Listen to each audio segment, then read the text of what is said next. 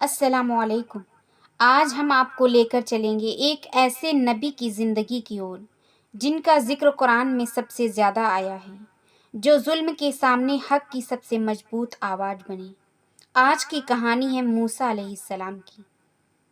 یہ مصر کا دور تھا۔ فرعون اپنی طاقت کے گھمنڈ میں ڈوبا ہوا تھا۔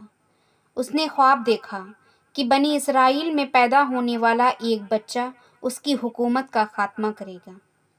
ڈر کے مارے فرعون نے حکم دیا کہ بنی اسرائیل کے ہر نوجات لڑکے کو قتل کر دیا جائے۔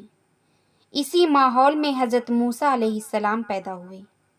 اللہ نے ان کی ماں کے دل میں الہام ڈالا، اس بچے کو ایک صندوق میں رکھ کر ندی میں ڈال دو، ہم اسے تمہارے پاس لوٹا دیں گے۔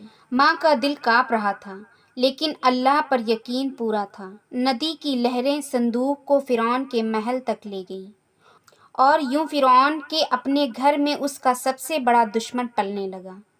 فرعون کی بیوی حضرت آسیہ علیہ السلام نے بچے کو دیکھا تو رحم آ گیا۔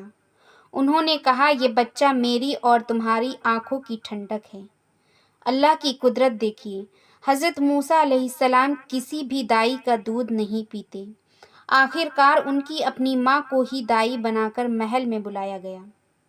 اس طرح اللہ کا وعدہ پورا ہوا، ماں کو اس کا بیٹا واپس مل گیا۔ جوانی میں ایک دن حضرت موسیٰ علیہ السلام نے دیکھا کہ ایک مصری ایک بنی اسرائیل پر ظلم کر رہا ہے۔ غصے میں حضرت موسیٰ علیہ السلام نے ایک مکہ مارا اور وہ آدمی مر گیا۔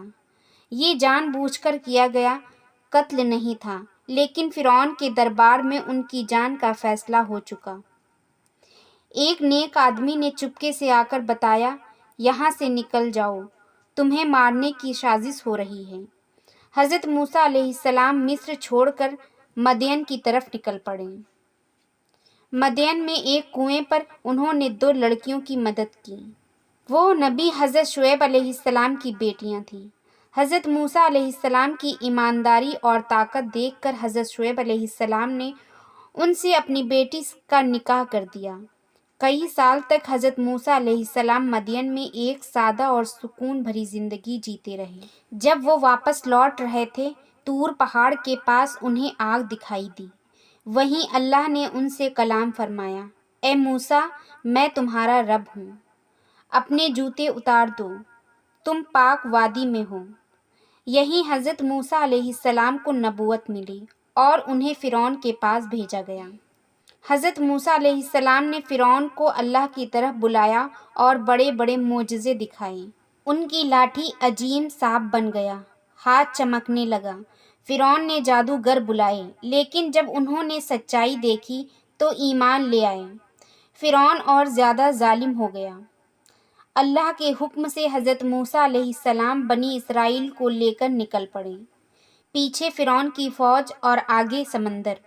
اللہ نے فرمایا، اپنی لاٹھی سمندر پر مارو۔ سمندر 2 حصوں میں بٹ گیا، راستہ بن گیا۔ بنی اسرائیل پار ہو گئے، فرعون پیچھے آ گیا اور سمندر میں ڈوب گیا۔ ظلم ہمیشہ کے لیے ختم ہو گیا۔ حضرت موسیٰ علیہ السلام نے اپنی قوم کی رہنمائی کی، تورات عطا کی گئی۔ اللہ کا پیغام پورا پہنچا کر حضرت موسیٰ علیہ السلام اپنے رب سے جا ملے۔ دوستو، حضرت موسیٰ علیہ السلام کی زندگی ہمیں سکھاتی ہے صبر کرنا، اللہ پر پورا بھروسہ، ظلم کے سامنے جھکنا نہیں۔ اگر آپ کو یہ کہانی پسند آئی ہو تو ویڈیو کو لائک کریں اور شیئر کریں اور چینل کو سبسکرائب کریں، اور کمنٹ میں بتائیں آپ اگلی کہانی کس نبی کی سننا چاہتے ہیں۔